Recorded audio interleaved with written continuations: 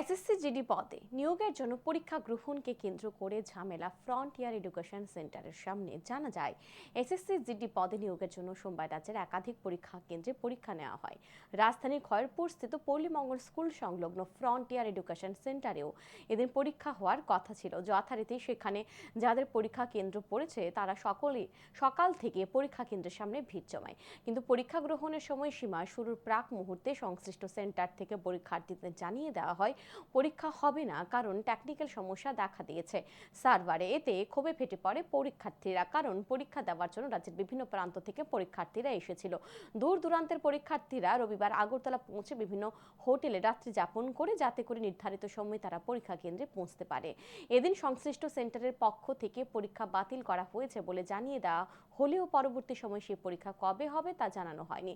তাই পরীক্ষার্থীরা বিক্ষোভ দেখাতে থাকে সেন্টারের সামনে। শেষ পর্যন্ত ঘটনাস্থলে ছুটে যায় পুলিশ। পুলিশের হস্তক্ষেপে পরিস্থিতি স্বাভাবিক হয়।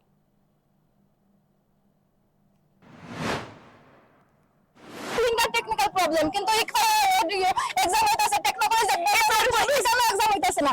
আমি কোলাঘাটে কালকে রাতে স্টে করছি আগরতলা, আজকে আইসি কেন 6টার সময়, 6টা থেকে আমি কেন ওয়েট করতেছি। যদি গাড়ি প্রবলেম হয় তো 1 মিনিট লেট হলে তারা এক্সাম সেন্টারে ঢুকায় না। কেউ যদি একটা স্টুডেন্ট 1 মিনিট লেট হয় তারা এক্সাম সেন্টারে কোনোদিন ঢুকায় না। আজকে আমরা এখন কয়টা বাজে 12টা পর্যন্ত